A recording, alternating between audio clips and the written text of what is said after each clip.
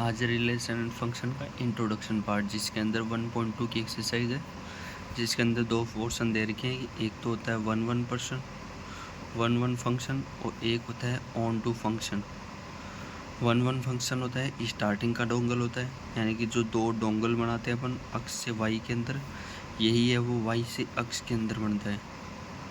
सो इसको तरीके से पढ़ेंगे। इसको बोलते हैं injective function,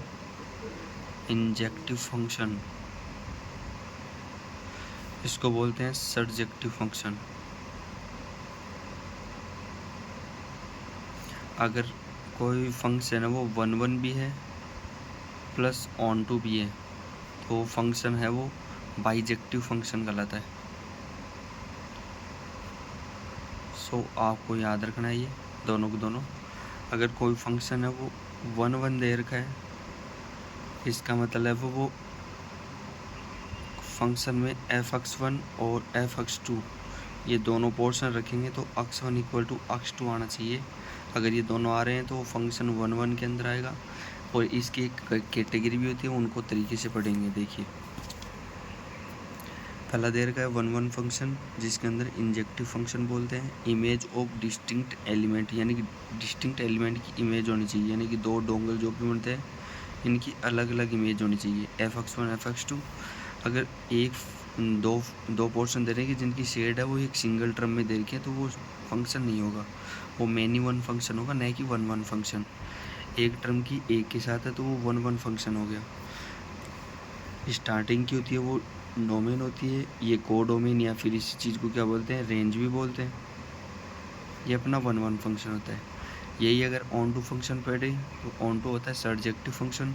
every element of Y in the image of some element of X under for every Y belongs to capital Y, there exist an element X belongs to capital X. यानी कि जो starting की image होती है वो element होता है, उसकी इमेज होती है सेकंड वाई के अंदर। तो हर एक इमेज एक सिंगल टर्म में दे रखी है, तो ये ऑन टू फंक्शन भी होगा, वन फंक्शन भी होगा।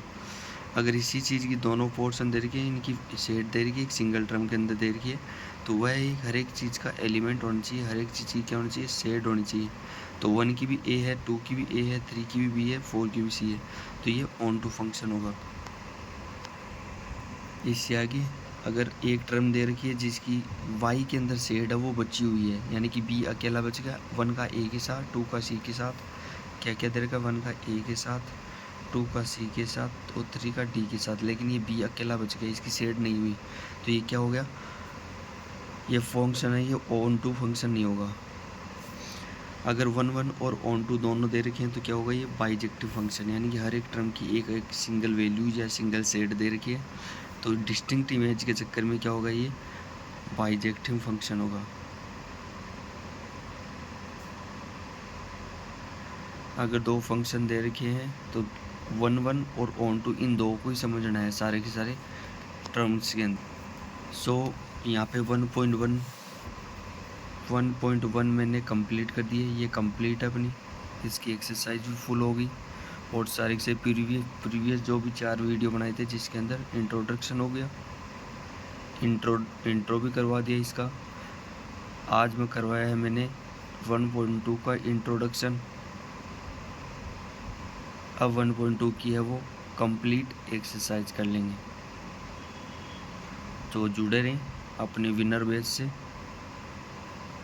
जिसके अंदर आपको मैं पूरा विनर बना के छोड़ूंगा, डोंट वरी, लास्ट तक अपन साथ में रहेंगे। Okay, thanks a lot, my name is Ravi.